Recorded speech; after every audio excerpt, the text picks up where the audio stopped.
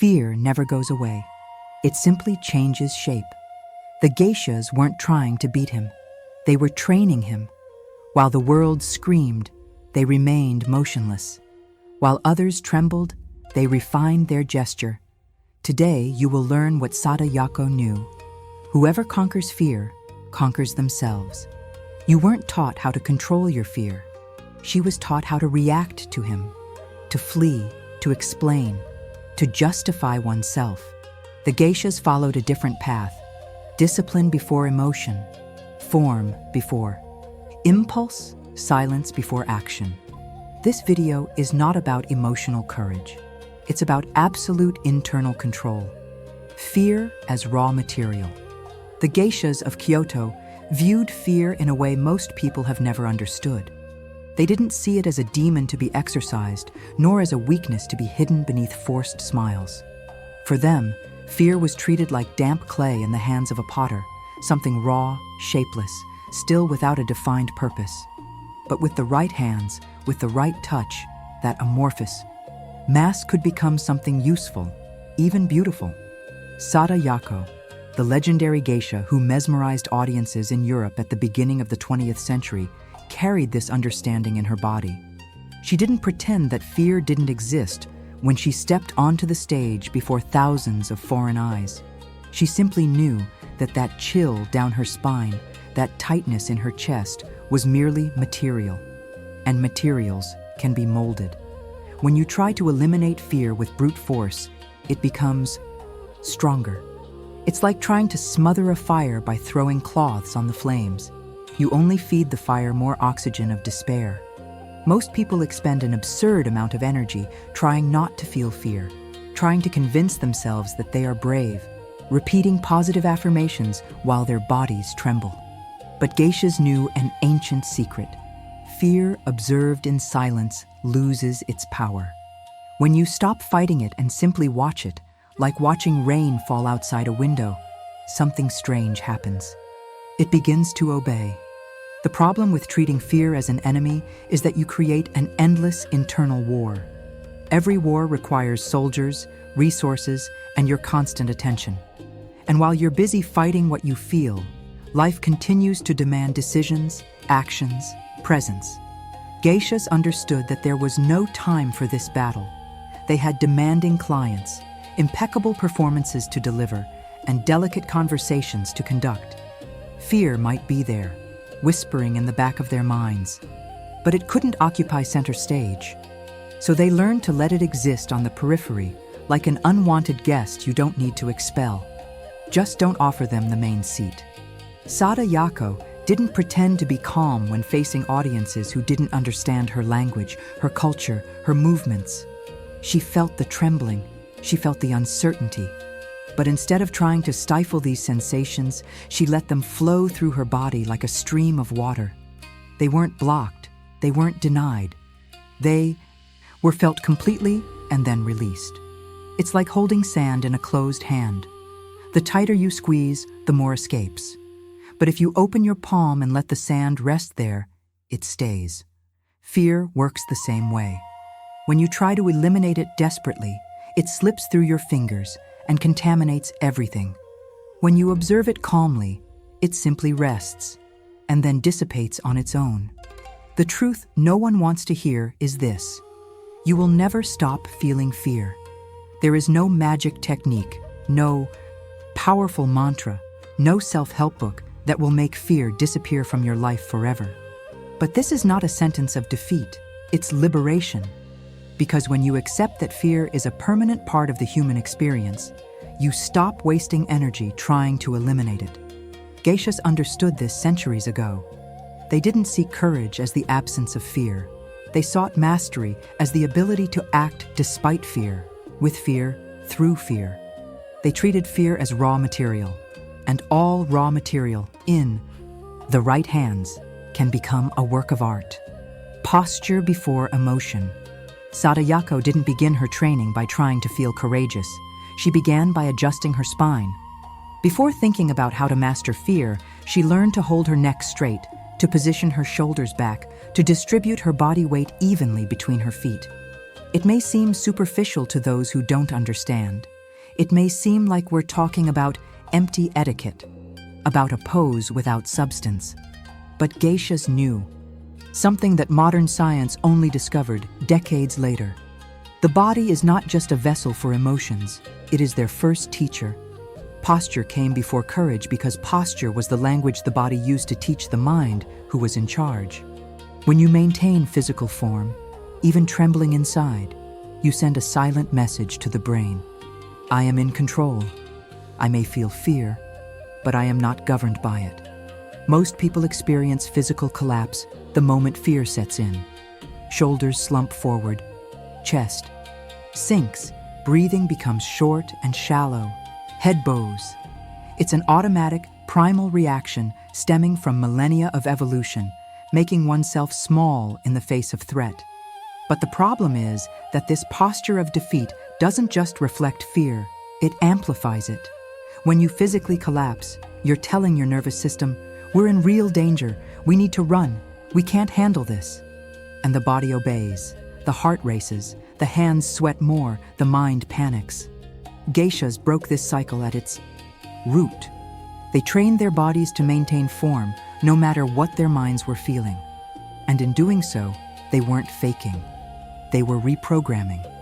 Sada Yacco may have been absolutely terrified before stepping onto the stage in Paris, before an audience that included merciless critics and bored aristocrats. But as she crossed the curtain, her spine was straight, her steps were measured, her chin slightly raised. Not because she had eliminated her fear, but because she knew that the body, when it maintains its form, begins to dictate emotional terms. It's like holding an anchor in the middle of a storm. The storm continues, but you have something solid to hold on to. Posture was that anchor. As long as the body remained in place, the mind couldn't completely scatter in panic. It's a brutal strategy in its simplicity. You don't need to feel brave, you just need to position yourself as someone brave, and the rest begins to follow. The concept may seem manipulative, but it's exactly the opposite. It's radical honesty about how humans function. You're not pretending you're not afraid. You're using the only instrument you can directly control, your body, to influence what you can't directly control, your emotions. Geishas understood that trying to change feelings through willpower is a losing battle. Feelings come and go like waves. You can't order them to stop. But you can control how you sit, how you breathe, how you position your hands. And when you control these small, concrete things, something strange happens. Fear remains present, but it loses authority. It becomes background noise instead of a deafening siren. Posture doesn't eliminate fear, it puts it in its place. Whoever maintains form, maintains calm. Not perfect calm, not the total absence of anxiety, but a functional calm, the kind that allows you to execute what needs to be done. Sada Yacco might have felt her stomach churn backstage, but when she stepped onto the stage, her body was disciplined. And a disciplined body doesn't ask permission from emotion. It simply acts. The hands make the correct gesture. The feet take the precise step. The voice comes out in the appropriate tone. Not because fear has disappeared, but because the body has been trained to function independently of it. It's a form of courage far more real than any fantasy of a fearless hero. It's the courage of someone who feels everything, but acts anyway, and begins that action from the only place where they have total control, physical posture, daily discipline against internal chaos. Nothing in a geisha's life was improvised. Every fan movement, every tilt of the head, every pause in the middle of a conversation, all of it was the result of years of meticulous repetition, rehearsed until it became more natural than breathing. Sada Yacco didn't wake up on the morning of an important performance and wait for inspiration to strike. She didn't rely on chance, didn't gamble on luck, didn't believe that courage would magically appear at the right moment. She knew that unexpected fear is devastating precisely because it catches you off guard, without structure, without a script. So she built that structure every day, brick by brick, gesture by gesture. Repetition wasn't boredom, it was defense. It was the fortress she erected against the internal chaos that would inevitably come when everything was at stake. The modern world has an unhealthy relationship with discipline. People want extraordinary results, with sporadic efforts. They want to feel confident in moments of pressure, but they don't want to train when there's no pressure at all. It's like expecting a muscle to get strong only on the days you need to lift something heavy. It doesn't work that way. Geishas understood that the mind works exactly like a muscle. It responds to consistent training, not occasional intentions. When Sada Yacco repeated the same movement 1,000 times, she wasn't just perfecting an artistic technique. She was engraving an automatic response in the nervous system. I know what to do. I've done this before. I don't need to think, I just need to execute. And when fear arrived, trying to drag everything into chaos, the body already had an established path to follow. An undisciplined mind panics because it lacks solid references. It has never practiced enough to trust itself. So the moment the situation gets difficult, it starts improvising desperately. And improvisation under pressure is a recipe for disaster. Think of someone who has never practiced public speaking and suddenly needs to give an important presentation. The mind races in all directions. What am I going to say? How am I going to start? What if I forget everything? What if they judge me? It's pure chaos. Now compare that to someone who has rehearsed that presentation 20 times. That person's mind doesn't need to invent anything in the heat of the moment. It only needs to access what has already been practiced. Fear may be present, but it cannot hijack the operation because the operation is already programmed. Geishas lived within a rigorous routine that many people today would call oppressive. They woke up at the same time, trained at the same hours, practiced the same rituals. To outside observers, it might seem like imprisonment, but for them, it was the exact opposite. It was freedom. Freedom from having to make 1,000 decisions every day. Freedom from depending on temporary motivation or momentary courage. Daily discipline eliminated the need for heroism. You don't need to be brave when you're just following what you've trained 1,000 times. Sada Yacco didn't go on stage trusting that she would be brave that day. She went on trusting that her training was solid enough to work regardless of how she felt. And that, paradoxically, is the deepest form of courage, the kind that doesn't depend on feelings. A trained mind executes, even when afraid. It doesn't wait for emotions to align. It doesn't await the perfect moment of inspiration. It simply does what needs to be done because it has been conditioned to do so through countless repetitions. It's like driving a car after years of practice. You don't need to consciously think about every movement of the steering wheel, every press of the pedal. The body takes over because it has done it thousands of times. Geishas applied this same principle to situations of high emotional pressure. They trained their responses until they became automatic, until fear had no room to interfere because the body already knew exactly what to do. There was no room for hesitation. There was no room for paralysis. Daily discipline was not punishment, it was preparation. And preparation is the only real armor against the internal chaos that fear tries to install. Silence as a strategy. Geishas spoke little when they felt fear. It wasn't shyness, it wasn't escape. It wasn't an inability to express themselves, it was a deliberate strategy. They knew that there are times when opening your mouth feeds exactly what you should be taming. Sada Yacco might be feeling an inner turmoil before a performance. Doubt, anxiety, that tightness in her chest that seems to suck all the air out of the room. But she didn't go around verbalizing these feelings to everyone around her. Not because she was feigning strength, but because she understood a brutal and simple principle. Every time you put fear into words, you make it more real. You transform it from a fleeting sensation into a solid narrative. And narratives have power. They repeat themselves, expand, take on a life of their own. Silence didn't hide the fear, it weakened it before it could become a story. Modern culture is obsessed with expression. Talk about your feelings. Externalize your emotions. Share your vulnerabilities. And there is value in that, of course, in appropriate therapeutic contexts with people prepared to listen. But there is a dangerous line between expressing emotions, constructively and publicly ruminating on every inner tremor. When you verbalize fear repeatedly, "I'm so scared. I don't know if I can do it. I'm terrified," you're not just describing a state. You're reinforcing an identity. You're telling your brain, "This is who I am now. I am someone who is afraid." And the brain, obediently, adjusts all its chemistry to match that narrative. Geishas cut this cycle at the root. They felt the fear, acknowledged its presence internally, but didn't give it. The megaphone of language. Silence has a different texture depending on the intention.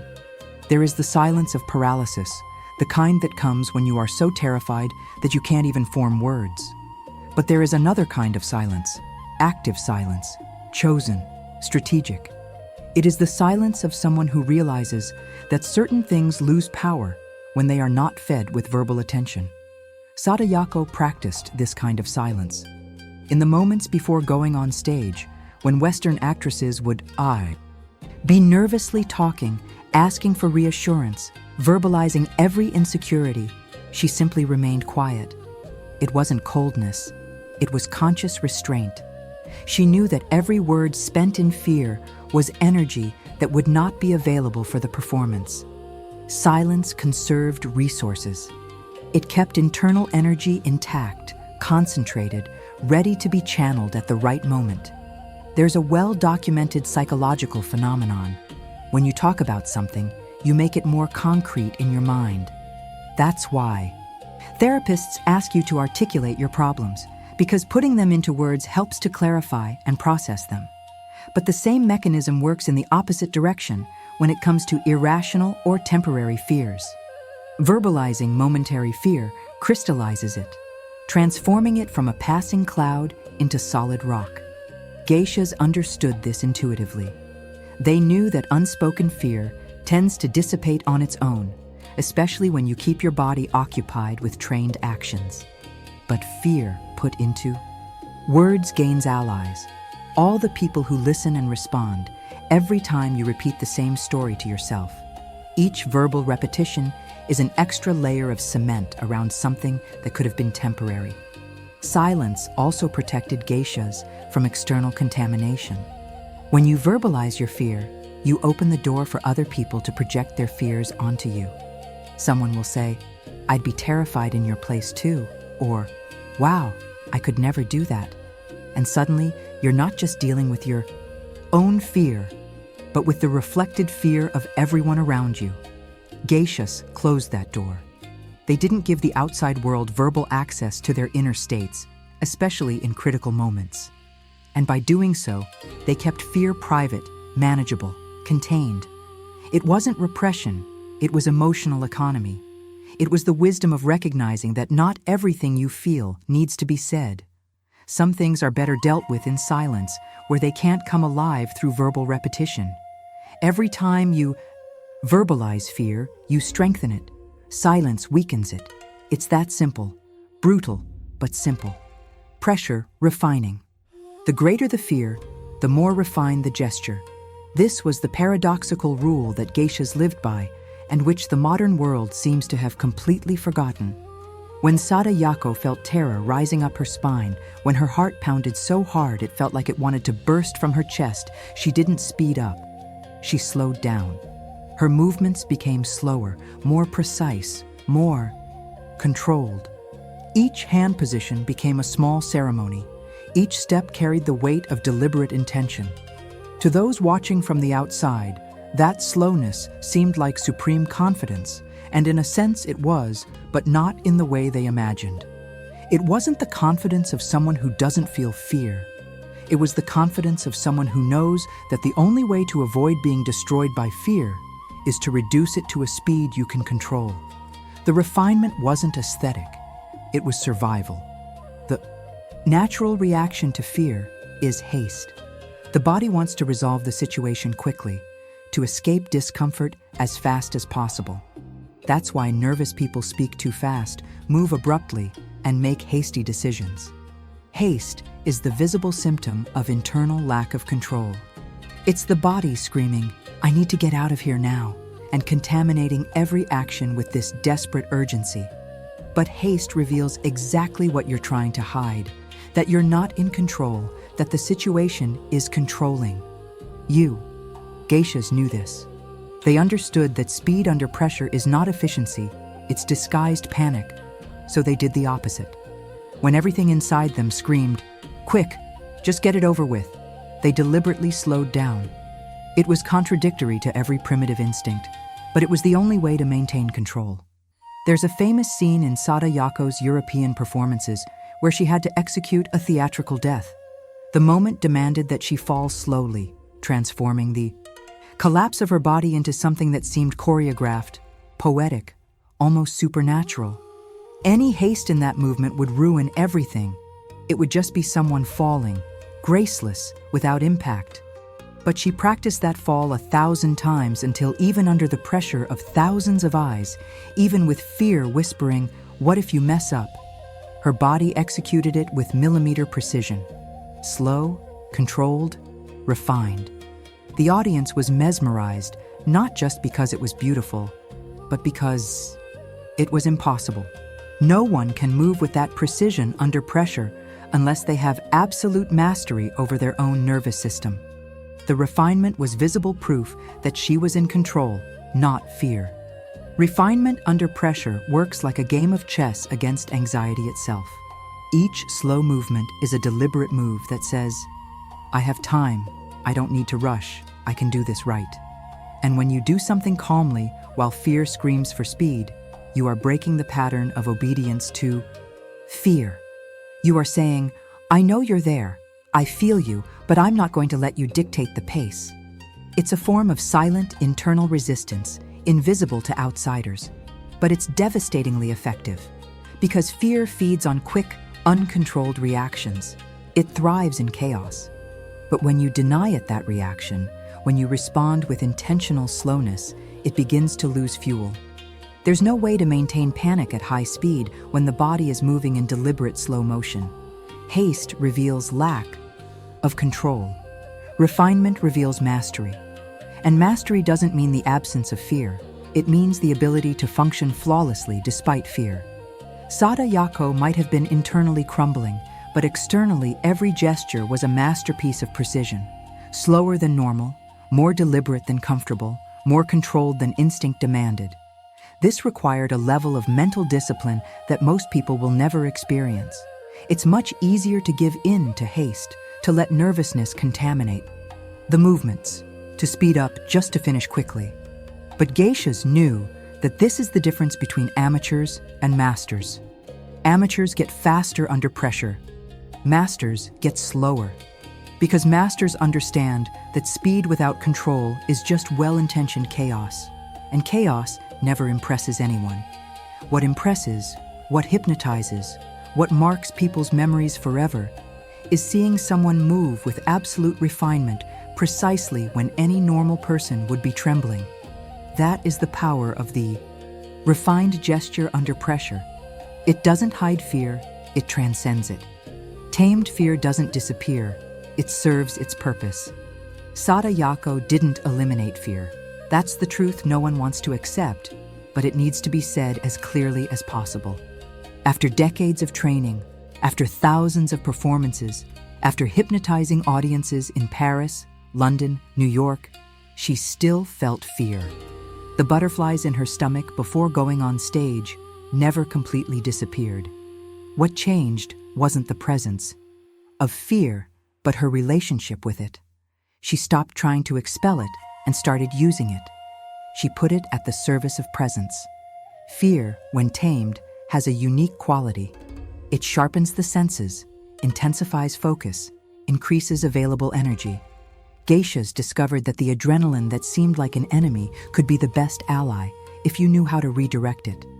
Tamed fear is not the absence of fear. It's fear working under your command, not against you. Modern culture sells a dangerous lie. The idea that successful, confident, powerful people don't feel fear. We look at public figures who seem ruthless and assume they've reached some Zen state where fear no longer touches them. But that's an illusion. Every functioning human being feels fear. It's part of the neurological wiring that keeps us alive. The difference isn't in feeling or not feeling. The difference lies in what you do with what you feel. Geishas understood this centuries before modern psychology began talking about emotional reframing or nervous system regulation. They knew in practice that fear could be a paralyzing tyrant, or it could be a silent servant that intensifies your presence.